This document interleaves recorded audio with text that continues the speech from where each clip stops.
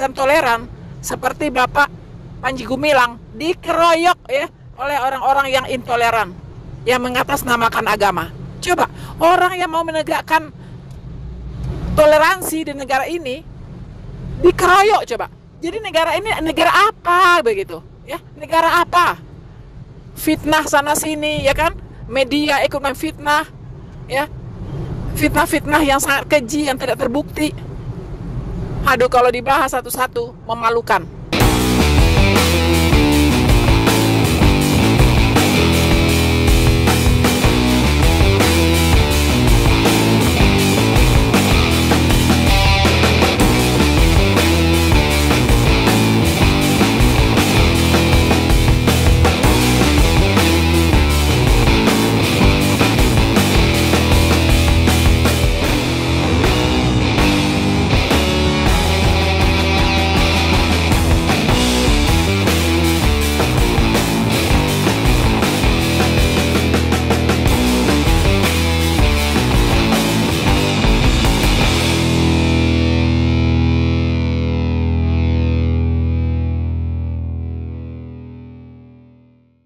Teman-teman, setelah kita perhatikan ternyata banyak sekali yang memviralkan teman-teman ya, baik di YouTube, di TikTok, di Facebook, luar biasa.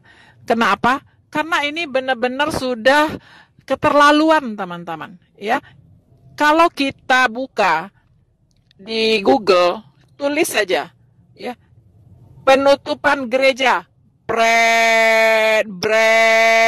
banyak banget teman-teman ya, di berbagai tempat. Kalau kita perhatikan, kejadian ini sudah berlangsung sejak lama teman-teman, dan sudah berulang-ulang kali terjadi lagi teman-teman, dan terjadinya bukan cuma di satu tempat, di dua tempat, tetapi di banyak tempat teman-teman. Di berbagai tempat terjadi yang namanya penutupan gereja, terjadi yang namanya pembubaran orang-orang beribadah.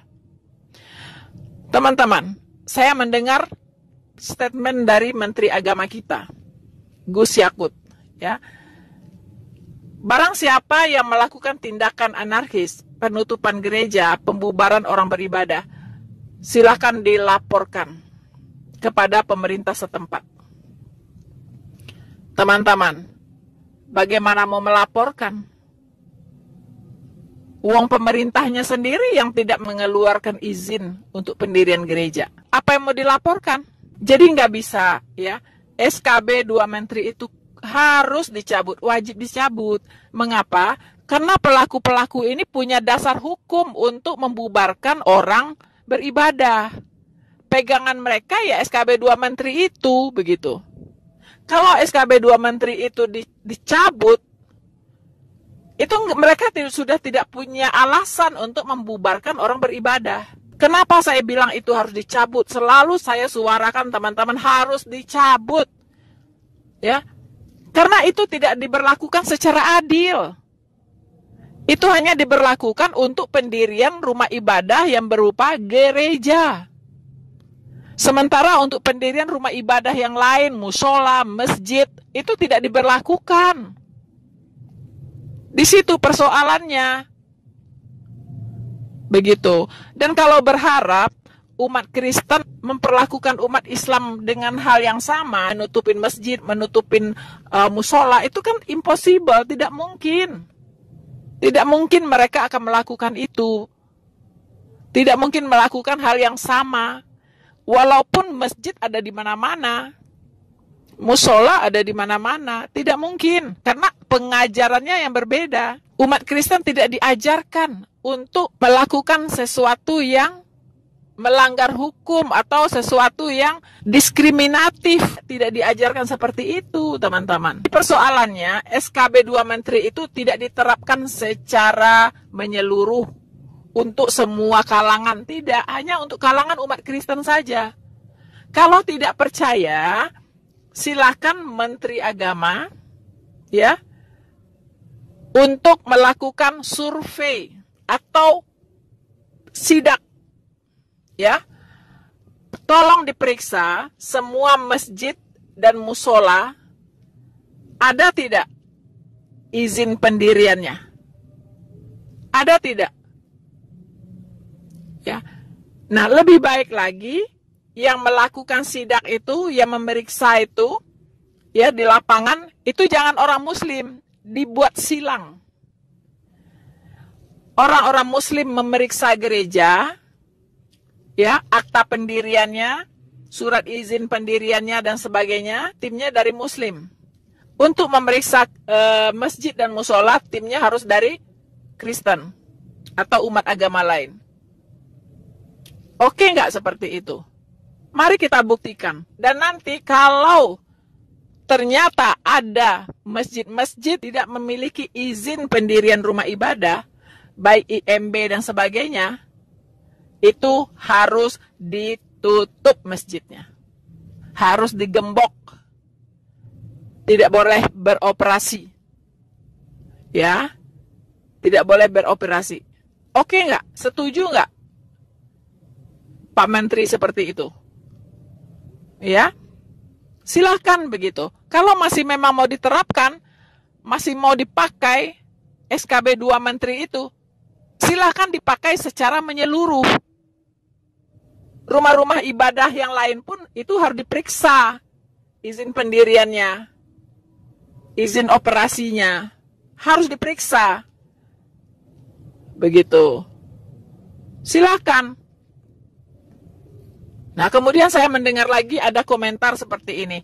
Masalahnya bukan di SKB 2 menterinya, tapi di pengajaran-pengajarannya. Bukan seperti itu, bukan. Saya katakan SKB 2 menteri itu adalah biang keroknya. Karena itu adalah pegangan mereka, SKB 2 menteri itu. Mereka punya alasan untuk membubarkan gereja, untuk membubarkan orang beribadah. Mereka punya pegangan landasan hukum. Jadi kalau landasannya itu dicabut, itu selesai begitu. Kalau masih mereka membubar-bubarkan orang beribadah, itu sudah jatuh ke kriminal. Melakukan kriminalisasi. Itu bisa dipenjarakan. Ya, itu sudah tindakan kriminal. Begitu. Tapi kalau sekarang kan mereka kembali larinya ke izin. Ya kan? Lari-lari kembalinya tidak ada izin atau penyelewengan peruntukan gedung. Begitu kan? Itu alasannya. Pasti itu. Setiap ibadah yang dibubarkan, itu alasannya adalah tidak ada izin. Nah, tapi bagaimana bisa ada izin? Orang izinnya tidak dikeluarkan, izinnya nggak mereka berikan, sampai kiamat pun bakal tidak ada izin gitu. Kan sudah dibilang, ada ustadz kondang yang menyeru-nyerukan kepala daerah untuk tidak memberikan izin pendirian rumah ibadah agama lain, termasuk gereja. Kan ustadz kondang itu yang mengatakan itu, Pak. Ya, dan itulah yang mereka takuti kepala daerah ini, yaitu bakal membuat dosa jariah kalau memberikan izin pendirian rumah ibadah agama lain. Itu persoalannya. Jadi apa maunya sekarang? Maunya gimana gitu? Semua gereja itu pasti ingin memiliki izin, ingin memiliki legalitas yang jelas. Tetapi kan tidak dikeluarkan. Kemudian persyaratannya juga sangat sulit. Sudah dapat persyaratan, izinnya nggak turun-turun. Seperti yang dilakukan oleh Wawan yang di Lampung itu. Katanya apa? Gereja Kemah Daud itu sudah mengatakan bahwa mereka sudah memiliki tanda tangan yang dibutuhkan untuk izin pendirian gereja. Sudah. Lalu RT berganti. RT barunya yang Wawan ini, itu tidak lagi menganggap bahwa izin yang sudah ada itu berlaku gitu. Katanya harus dibuat ulang, ganti presiden, lalu undang-undang diganti semua. Begitu. Alangkah bodohnya Wawan ini. Goblok sekali Wawan ini. Ganti pemimpin, ganti peraturan gitu. Itulah bodohnya. Ya. Itu gereja Kemah Daud itu sudah memiliki syarat. Wawan ini mengatakan itu sudah nggak berlaku, harus dibikin baru lagi. Karena dulu RT-nya berbeda katanya. Seenak udelnya saja gitu, ngeyel. Bilang aja memang kamu nggak ingin ada gereja di situ berdiri. Ya kan? Gayanya coba petantang petenteng kayak preman pasar. Langsung masuk ke gereja, suruh orang berhenti ibadah. Itu preman pasar yang kayak gitu. Emang kamu siapa? Kamu punya hak apa bisa membubarkan orang beribadah? Emang kamu dapat surat tugas dari mana? Ya, surat tugas dari mana kamu dapat? Apa kamu langsung diperintahkan oleh gubernur Lampung atau wali kota Lampung sana? Kamu pegang surat tugas. Enak saja begitu, nggak ada otak. Ya, jadi oke. Ya, jadi begitulah ya, Pak Menteri Agama yang terhormat. Tidak ada cara lain. Step pertama, SKB 2 Menteri harus dicabut. Kalau tidak mau dicabut, berlakukan itu untuk semua rumah ibadah. Dan lakukan mulai sekarang sidak. Periksa semua rumah ibadah yang ada di Indonesia ini. Baik itu masjid, musola, wihara, kelenteng, gereja. Periksa semua. Siapa yang ketahuan tidak memiliki izin, tutup rumah ibadahnya. Tutup, disegel. Kalau mau konsisten harus seperti itu. Kalau tidak, aduh, nggak tahu lagi deh. Bakal jadi apa negara ini? Ya, bakal jadi apa? Kita hanya diributkan dengan masalah intoleransi. Setiap hari ada saja. Lalu negara ini mau maju kemana gitu? Hah? Orang kalau direcokin dengan masalah-masalah begini, masyarakat itu nggak ada semangat kerja, ya, sudah tidak ada lagi gairah untuk membuat negara ini jadi maju. Bagian tertindas, ya, itu sudah nggak ada fokus lagi gitu untuk memajukan negara ini. Cobalah Pak Menteri Agama maupun Bapak Presiden Republik Indonesia, Bapak Joko Widodo, Bapak Kapolri, lakukanlah sesuatu untuk bisa mengatasi masalah ini. Jangan anggap enteng loh ini. Jangan anggap enteng. Ingat Pak, sebuah gedung bisa hangus terbakar, tinggal puing-puing, itu berasal dari api yang sangat kecil. Ya, api yang sangat kecil. Ini bukan api kecil lagi gitu, tapi masih dibiarkan. Apa mau menunggu Indonesia ini terbakar, hangus, tinggal puing-puing? Coba dijawab. Saya katakan, memang roh itu penurut, tapi daging itu lemah. Saya khawatir ada kelompok-kelompok dari minoritas ini yang sudah hilang kesabaran. Begitu. Kita sih tidak menginginkan, tapi kan kita tidak bisa mengontrol setiap orang. Begitu. Ayolah, para pemimpin, terapkanlah keadilan di negeri ini. Anda bertanggung jawab untuk menjaga konstitusi negara ini. Pertama, Presiden Republik Indonesia berkewajiban, ya, untuk menjaga konstitusi negara Republik Indonesia. Ya, berkewajiban, punya tanggung jawab besar untuk menjaga konstitusi negara Republik Indonesia. Kalau SKB 2 Menteri itu diberlakukan, SKB 2 Menteri itu sudah melanggar konstitusi sebenarnya. Mengapa?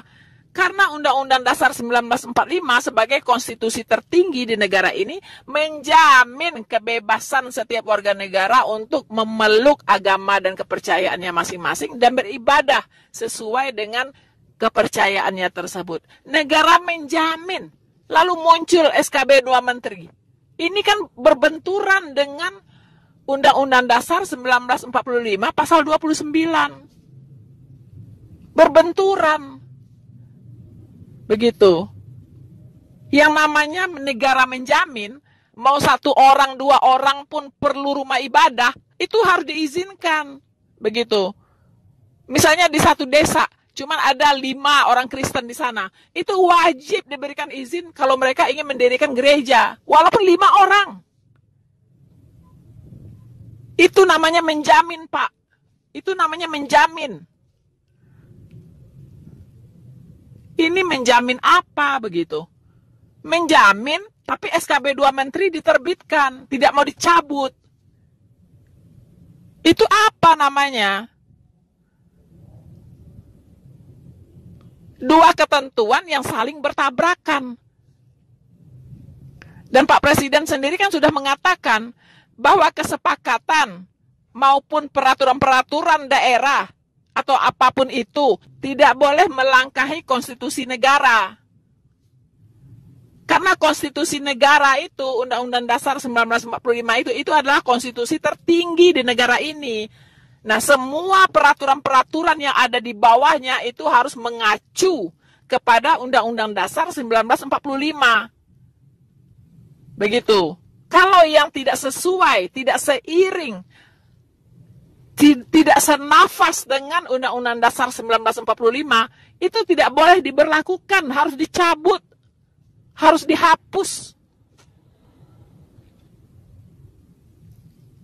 Jadi, dicabutnya SKB 2 Menteri ini 1 step. Sudah selesai persoalan. 1 step sudah selesai. Baru yang kedua nanti, menertibkan para ustadz-ustadz itu. Ya, yang berceramah di mana-mana, ya, yang membuat masyarakat ini jadi radikal. Yang suka menjelek-jelekkan agama lain, yang suka memfitnah agama lain, yang suka menafsirkan pengajaran-pengajaran dari kitab agama lain, dan ngawur semuanya. Itu harus ditertibkan. Saya setuju dulu ketika ada wacana untuk harus disertifikasi. Ustadz-ustadz ini harus disertifikasi. Ya, diberikan pendidikan pengarahan, diberikan aturan mainnya. Bagaimana kode etik dalam mereka berceramah? Apa hal-hal yang harus diperhatikan? Itu harus ada begitu.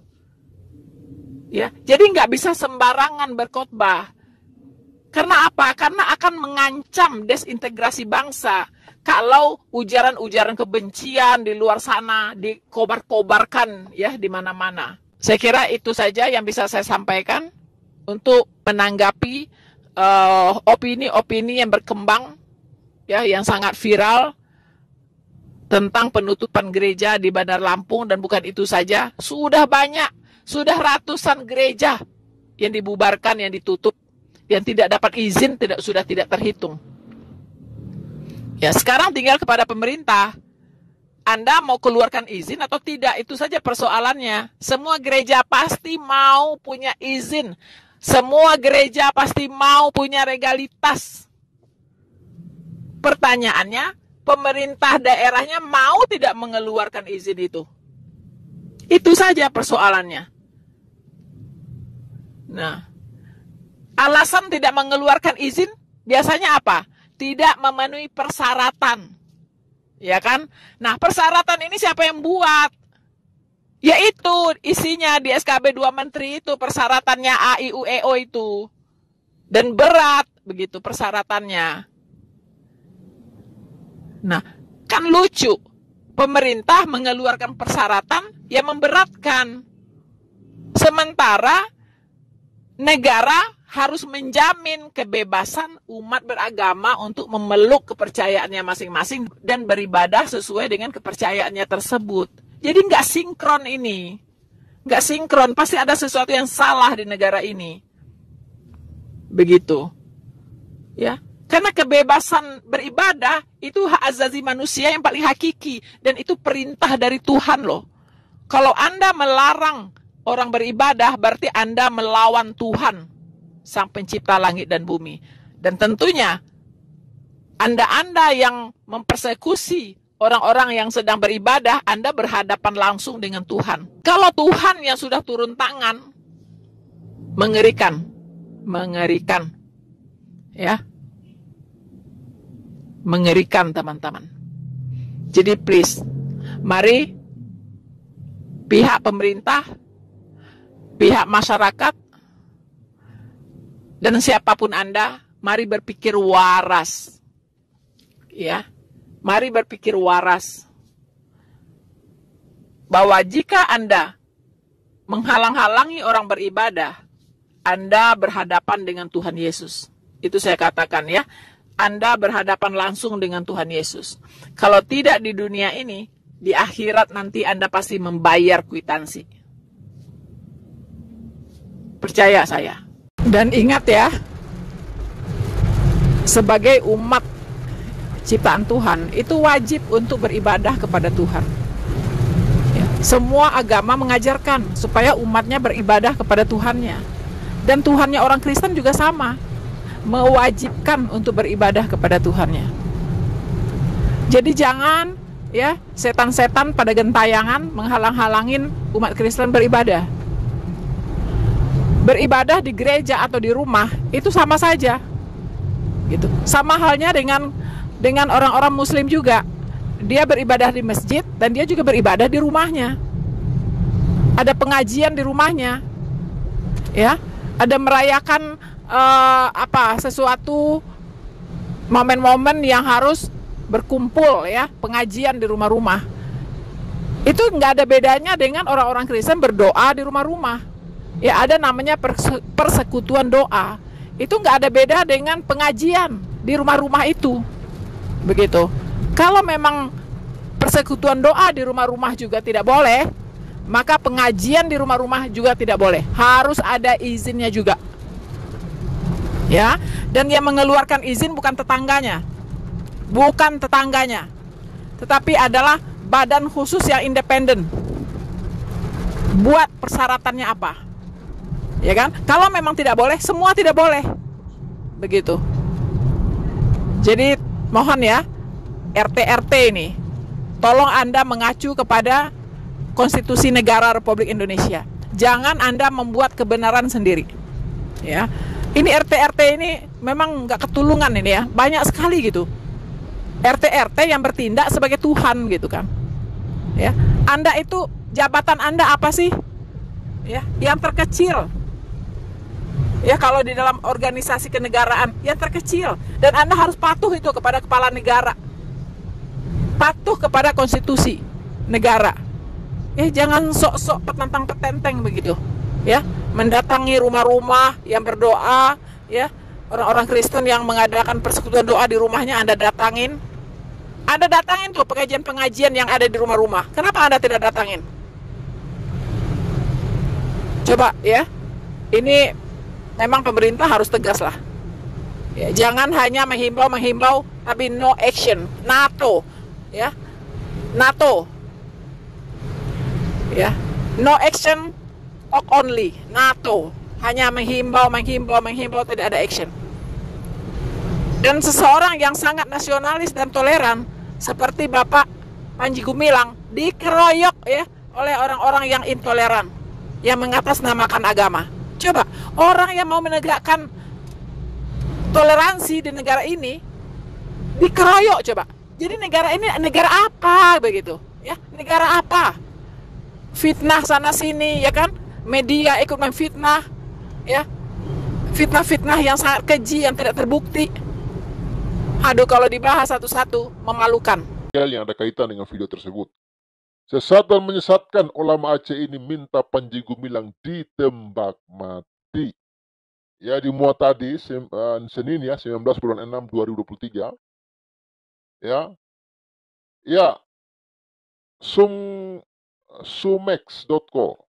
Ya, kecaman terhadap sejumlah kontroversial pimpinan Pondok Pesantren Al Zaitun Indramayu, Syekh Panji Gumilang terus dilakukan ulama dan air.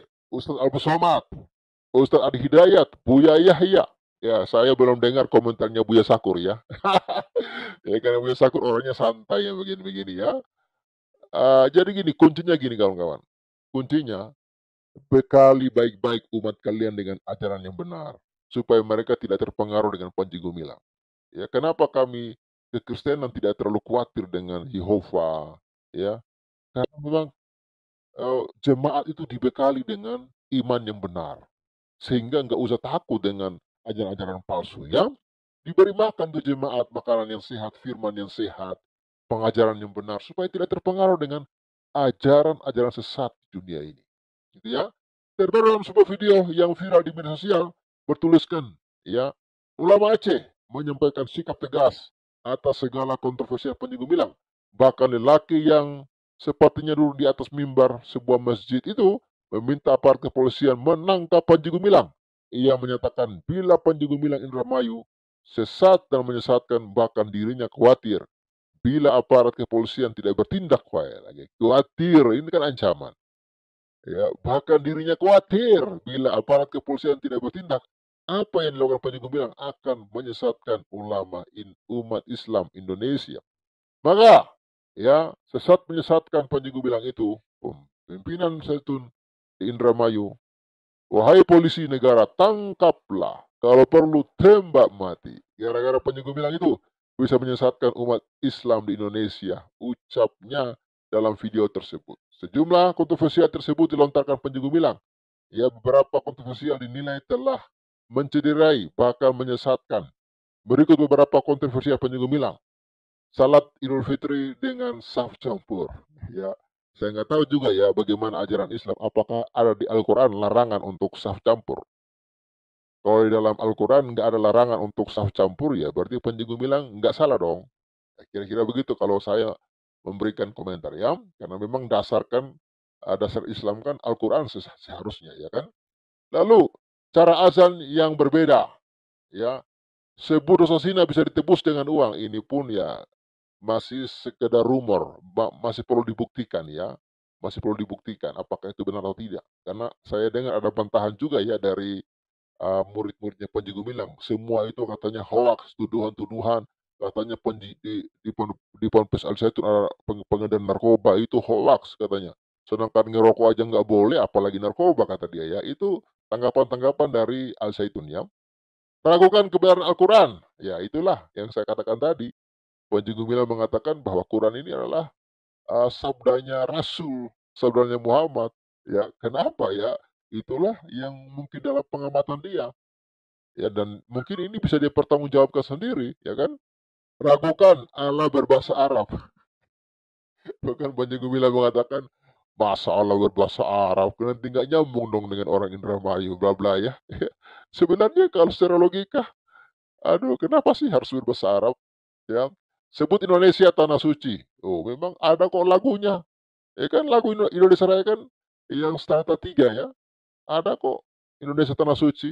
Lalu kalian mau menyalakan, ya. Ya ini Indonesia, Bung. Kamu tinggal di Indonesia, Bung. Inilah Indonesia, ya. Rencana dirikan pesantren Kristen. Wah, ini gara-gara rencana dirikan pesantren Kristen pun ya jadi masalah, ya.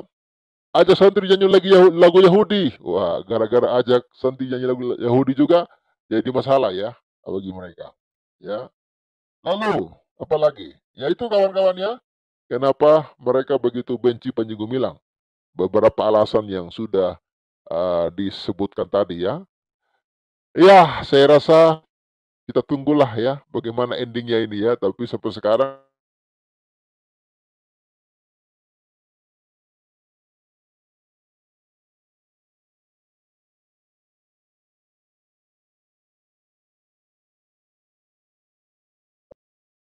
aduh, cek. Apakah suara saya jelas, Bung Rocky? Tadi sempat terputus, bro. Bro, Pavel. Bro. Bro. Kutu berak.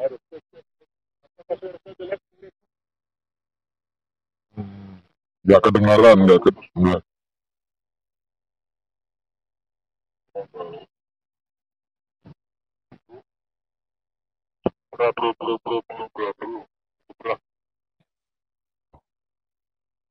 Jangan-jangan saya yang error. Halo, Bro Pavel. Oke. Silakan, Bung Rocky. Aha, aku baru masuk ini, jadi ngomongin apa, kita mau kumur-kumur apa nih, Bro? Yang kita mau kumur-kumur ini, Bro, ulama Aceh, ya. Sesat dan menyesatkan, ulama Aceh ini minta Panji Gumilang ditembak mati, Bro. Ngeri. Nehi itu, Bro. Nehi. Eh, Nah, sekarang kalau ulama meminta Panji Gumilang ditembak mati, ini yang sesat yang mana nih sebetulnya nih? Nah, itu dia yang saya bilang tadi. Mana yang sesat ini, Panji Gumilang atau ulama ini gitu kan? Nah, itu. Jangan dibolak-balik, masa nyuruh orang membunuh kok malah tidak sesat. Ini juga perlu dipertanyakan ulamanya siapa ini. Pernah nggak ada komentar tentang pondok pesantren yang terjadi percabulan luar biasa itu? Pernah? Apakah itu sesat? Enggak sesat kali ya menurut mereka? Hah? Bisa jadi. Menurut mereka ya itu yang benar kali. Ya kita fair-fairan dong. Kalau mereka menuduh Panji Gumilang sesat, sesatnya di mana? Dibuktikan dulu. Ya. Terus sampai seorang ulama mengatakan minta Panji Gumilang ditembak. Itu ajaran agama kah itu? Selamat malam, Pak. Wah, ini karena Ilya sudah masuk nih. Malam Bung Karni, sabar-sabar Bung Karni. Ya, lanjut Bung Rocky. Ya itu, makanya selama ini terjadi pelecehan seksual, percabulan di pondok-pondok pesantren, MUI pun tidak pernah mengatakan pondok pesantren itu sesat. Ya, betul. Nggak pernah sekalipun terucap dari mulutnya MUI loh.